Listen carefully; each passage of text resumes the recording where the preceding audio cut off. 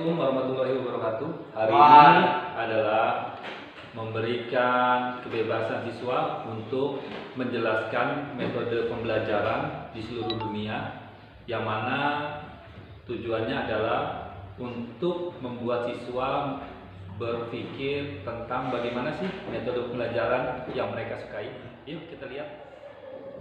Assalamualaikum warahmatullahi wabarakatuh. Nama saya Zaki. Saya ingin memberikan informasi tentang metode pembelajaran di Jepang, yaitu yang pertama, belajar sopan santun saat masih kecil dibandingkan belajar nilai pengetahuan.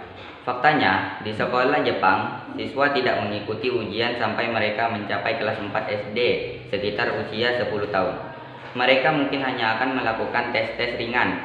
Diyakini bahwa tujuan untuk 3 tahun pertamanya, sekolah bukanlah untuk menilai pengetahuan atau pembelajaran anak. Anak-anak diajarkan untuk menghormati orang lain dan bahkan bersikap lembut terhadap hewan maupun alam. Yang kedua, tahun kuliah adalah hari libur. Setelah melewati ujian neraka, siswa Jepang biasanya mengambil sedikit istirahat. Di negeri ini, perguruan tinggi sering dianggap sebagai tahun terbaik dalam hidup seseorang. Kadang-kadang orang Jepang menyebut periode ini sebagai liburan sebelum bekerja. Yang ketiga, satu tes untuk memutuskan masa depan siswa. Pada akhir sekolah menengah atas, siswa Jepang harus mengikuti ujian yang sangat penting yang menentukan masa depan mereka. Seorang siswa dapat memilih satu perguruan tinggi yang ingin mereka tuju, dan perguruan tinggi itu memiliki persyaratan tertentu, skor tertentu. Jika seseorang siswa tidak mencapai nilai itu, mereka mungkin tidak masuk perguruan tinggi. Persaingan sangat ketat. Hanya 76% lulusan sekolah yang melanjutkan pendidikan mereka setelah sekolah menengah atas. Tidak mengherankan bahwa periode persiapan masuk ke lembaga pendidikan tinggi dijuluki ujian neraka. 4. Tingkat kehadiran sekolah di Jepang adalah sekitar 99,99%. Siswa Jepang tidak pernah membolos, juga jarang sekali terlambat ke sekolah. Selain itu, sekitar 91% siswa di Jepang melaporkan bahwa mereka tidak pernah mengabaikan apa yang diajarkan oleh guru. Tujuan saya memilih metode pembelajaran di Jepang supaya kita dapat sopan santun seperti negara Jepang dan tidak pernah membolos di sekolah. Cukup sekian informasi dari saya. Wassalamualaikum warahmatullahi wabarakatuh. Assalamualaikum warahmatullahi wabarakatuh. Nama saya Khalifah Firzanin. Kali ini saya akan memberikan informasi tentang di metode pembelajaran di Jepang. Korea Selatan. Murid di Korea Selatan terkenal memiliki sifat rajin dalam belajar. Berikut beberapa tips belajar ala murid di Korea Selatan yang bisa kamu terapkan saat belajar. 1. Luangkan waktu lebih untuk belajar. Sekolah di Korea Selatan umumnya berlangsung dari jam 4 sore atau 5 sore, lalu biasanya akan menambah waktu untuk belajar mandiri atau belajar di bimbingan sendiri. Hingga jam 10 atau jam 11 malam, maka total belajar mereka sekitar antara 13 jam untuk belajar dalam sehari. 2. Disiplin terhadap waktu. Siswa Korea disiplin terhadap jadwal yang telah diterapkan. Umumnya mereka menerapkan 13 jam untuk belajar, 7 jam untuk tidur. Kemudian sisanya untuk kegiatan hiburan. Kamu bisa 3. Meniru mental bekerja keras. Meniru proses Korea Selatan merupakan salah satu negara yang menduduki sangat bekerja keras, mental bekerja keras. Tujuannya untuk menerapkan sikap rajin dalam belajar dan disiplin terhadap waktu, memiliki mental keras, kerja sesama. Saya akhiri. Assalamualaikum warahmatullahi wabarakatuh. Laporan sistem program pembelajaran. Nama Hari Permata Antara. Untuk meningkatkan kompetensi pembelajaran siswa, maka laporan ini akan membantu dalam meningkatkan kompetensi pembelajaran siswa agar siswa tidak merasa bosan dan stres saat belajar. Laporan ini didapat atas dasar pemikiran saya dan juga sistem pembelajaran di luar negeri. Isi A. Waktu khusus untuk siswa tidur. Di Cina, agar siswa tidak merasa ngantuk dan stres saat jam pelajaran, siswa diberikan waktu khusus untuk tidur dan tidak diperbolehkan untuk melakukan hal lain. Waktu untuk siswa tidur kurang lebih 30 menit. B. Sistem jam pelajaran. Agar siswa tidak stres karena banyaknya jam pelajaran, maka harus dikurangi karena jam pelajaran juga mempengaruhi dalam pembelajaran siswa. C. Pelajaran akademis dan non-akademis. Terkadang siswa merasa bosan karena selalu berada di dalam kelas. Oleh karena itu, harus diperbanyak jam non-akademis ataupun praktek. D. Hiburan. Untuk memaksimalkan siswa dalam belajar, pihak guru juga harus bisa memberikan hiburan untuk murid, seperti mendengarkan musik saat istirahat ataupun menonton film bersama setidaknya 1 kali seminggu. Interaksi. Untuk menonjolkan hal positif, guru diharapkan bisa berinteraksi dengan murid di dalam jam pelajaran ataupun di luar jam pelajaran. Hal ini juga agar guru juga bisa melihat dan menilai potensi belajar murid agar bisa menentukan bagaimana agar murid cepat belajar. F. Kesetaraan murid dan guru. Baik saat masuk kelas, guru diharapkan sudah masuk kelas sebelum bel masuk dan ikut berdoa dan menyanyi bersama murid agar menimbulkan dampak positif. Dan guru tidak diizinkan memainkan handphone saat berdoa dan bernyanyi. Diharapkan juga guru diharapkan mengganti baju jika berbeda. Contoh, saat jam olahraga atau kegiatan lain, murid dan guru harus mengganti seragam sekolah saat kegiatan berakhir. Sekian beberapa hal yang bisa diterapkan sekolah agar bisa memunculkan potensi peserta didik. Assalamualaikum warahmatullahi wabarakatuh. Nama saya Andre. Saya akan menjelaskan sistem pembelajaran di negara Brunei Darussalam. Metode sistem pembelajaran di Brunei Darussalam. Pembelajaran di Brunei Darussalam diarahkan untuk menciptakan manusia yang berakhlak dan beragama dan juga menguasai teknologi. Tentu ini menjadi hal positif dalam perkembangan kualitas pelajar muslim di kancah dunia. Selain itu, sekolah kerajaan negeri di Brunei Darussalam gratis dari TK sampai universitas selanjutnya. Selanjutnya adalah kelemahan sistem pembelajaran Brunei. Sistem yang terlihat pada jenjang pendidikan tingkat dasar, kewajiban pendidikan dimulai dari anak berusia 5 tahun. Hal ini kurang efektif karena di usia 5 tahun merupakan usia yang terlalu dini bagi anak untuk bergelar di dunia pendidikan. Seharusnya jika memang sudah berkewajiban untuk bersekolah, anak di dalam 5 tahun ini disediakan pendidikan jenjang pra-tingkat dasar untuk mengolah kecerdasannya sensorik motorik anak, yaitu siswa yang tidak naik kelas akan naik kelas secara otomatis pada usia berikutnya. Ia akan mengulang pendidikan di kelas sebelumnya. Tujuan saya memilih negara Brunei Darussalam agar sistem di sekolah Indonesia dapat menguasai teknologi dan akhlak mulia. Itulah dapat saya sampaikan. Assalamualaikum warahmatullahi wabarakatuh. Nama saya Muhammad Altaf. Di sini saya akan menjelaskan informasi tentang metode pembelajaran di Pakistan. Pemerintah di Pakistan sekarang mulai merancang dan memperhatikan pendidikan warga Pakistan dengan mengadakan konferensi di kota Karachi. Dari konferensi tersebut diambil beberapa poin utama, yaitu integrasi antara elemen moral, sosial, dan kejurusan dalam sistem pendidikan.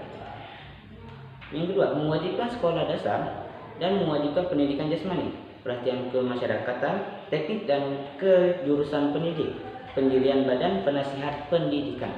Dan tujuan utama dalam pembelajaran pendidikan dasar, primary education, yaitu menjadikan murid functionally literal atau memiliki huruf, meningkatkan seluruh aspek kepribadian murid, mengajarkan pengetahuan basic dan skill.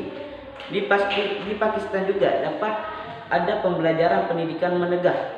Setelah selesai pendidikan dasar atau pada kelas 1 sampai kelas 5, siswa dapat melanjutkan pendidikannya pada jenjang pendidikan menengah dengan 3 tahap. Pertama, kelas 6 sampai kelas 8 itu middle, kelas 9 sampai kelas 10 itu secondary, kelas 11 sampai kelas 12 itu higher secondary. Dalam pendidikan menengah di Pakistan lebih berorientasi pada pengembangan individual siswa dengan sebagai masyarakat. Jadi itu yang saya untuk menguji metode pembelajaran ini untuk meningkatkan, menjadikan murid dan meningkatkan seluruh aspek kepribadian murid. Saya tutup wabillahi dari Assalamualaikum warahmatullahi wabarakatuh.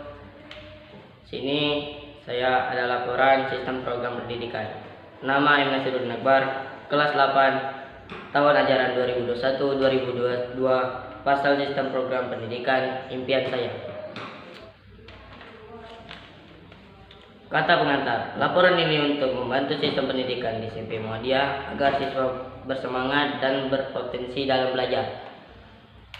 Isi poin. A. Kebersihan. Setiap siswa harus sadar tentang kebersihan sekolah, harus bisa menjadwalkan piket umum untuk semua kelas agar lingkungan menjadi bersih. Poin B. Jam pelajaran. Jam pelajaran harus dikurangi agar siswa tidak stres karena banyaknya jam pelajaran. Poin C. Pelajaran di luar buku agar siswa tidak bosan. Guru membuat jam pelajaran khusus tentang umum agar wawasan pelajaran khusus tentang umum siswa luas dan tidak terpaku dalam pelajaran di buku. Poin D. Pelajaran non-akademik. Pembelajaran di luar kelas harus diperbanyak agar siswa tidak bosan. Poin E. Boleh membawa HP agar siswa tidak bosan. Siswa diperbolehkan membawa HP paling tidak jam istirahat pertama. Siswa juga bisa belajar lewat HP. Kata penutup. Terima kasih. Assalamualaikum warahmatullahi wabarakatuh. Nama saya Fiskaulia Pramesti. Saya akan membahas tentang pembelajaran di Thailand. Pada umumnya mahasiswa disiplin, belajarnya sangat meyakinkan, lebih efektif dan baik dipelajarkan. Metode sistem pelajaran ada 5 model yang dibagi inovasi. 5 inovasi untuk model pembelajaran yang lebih efektif. 1. Meningkatkan keterlibatan peserta didik. Keterlibatan mahasiswa di dalam kelas menjadi suatu masalah terbesar dalam dunia pendidikan. Membuat siswa tetap fokus dengan materi yang diberikan karena pengajar tidak mengetahui apa yang sebenarnya membuat siswa tetap tertarik. Ketika mahasiswa terdistraksi, ia pun tidak bisa mengulang kembali yang terlewat dengan inovasi webinar. 2. Pembelajaran berbasis efektif. Materi belajar disampaikan bentuk metode sehingga menjadi lebih baik dan menyenangkan. 3. Pembelajaran multimodal. Semua orang memiliki kemampuan untuk membaca. Materi pembelajaran dapat membantu siswa menggabungkan tulisan, gambar, gerakan, suara, tindakan, dan sebagainya. Pembelajaran akan lebih efektif. 4. Pembelajaran jarak edukatif. Secara fisik sudah lagi masalah yang berarti batasan semakin menghilang, sehingga kamu bisa belajar apapun yang kamu mau, apapun dan dimanapun. Semua tetap berada dari seberapa kuat keinginan yang untuk bisa.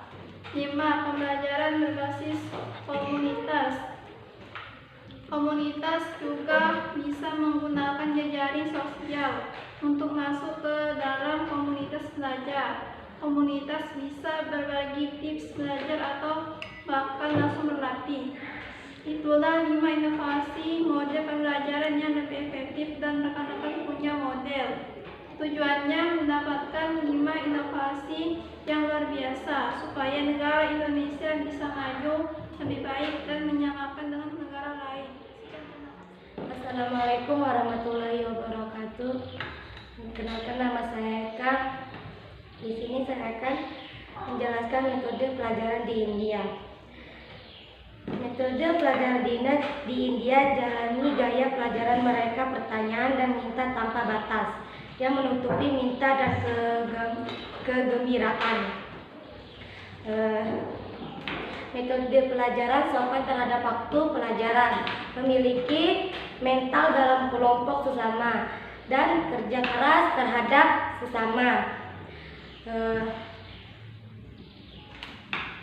Tahun pertama baik berbagai keterampilan maupun filosofi pribadian, kebijaksanaan, dan tahun pertama dibagi menjadi pertemuan. Siswa adalah sekitar 3-5 minggu di tahun pertama. Antara yang bertemu adalah atau guru masing-masing 2-3 bulan. Tujuannya untuk belajar lebih dalam tentang visi yang dihadapi siswa dan aksi komunitas siswa, mulai dan mendapatkan kepemimpinan, mobilisasi sumber daya, keterampilan lain, dan mereka mendukung dengan sesama, memiliki bakat yang sangat bagus. Sekian dari saya. Wassalamualaikum. Assalamualaikum warahmatullahi wabarakatuh. Nama saya M. Rizky Juanda, kelas 8 tahun 2001-2022. Saya akan memberikan informasi tentang sistem pendidikan di Korea Selatan. Sistem pendidikan di Korea Selatan memiliki formal.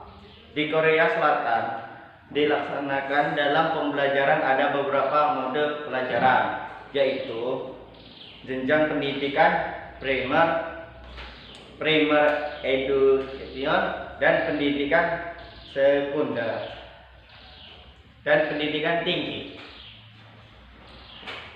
Pembelajaran di Korea Selatan sangatlah menyenangkan. Tujuannya untuk meningkatkan kemampuan berkomunikasi dan meningkatkan kemampuan bersosialisasi. Tujuan pembelajaran di Korea Selatan untuk meningkatkan sikap rajin dalam belajar dan memiliki kedisiplinan diri terhadap waktu. Siswa di Korea Selatan diberikan stimulasi agar berpikir jenius dan kritis. Jadi tujuan saya memilih metode pelajaran ini agar kita lebih rajin lagi. Saya akhiri, wassalamualaikum warahmatullahi wabarakatuh.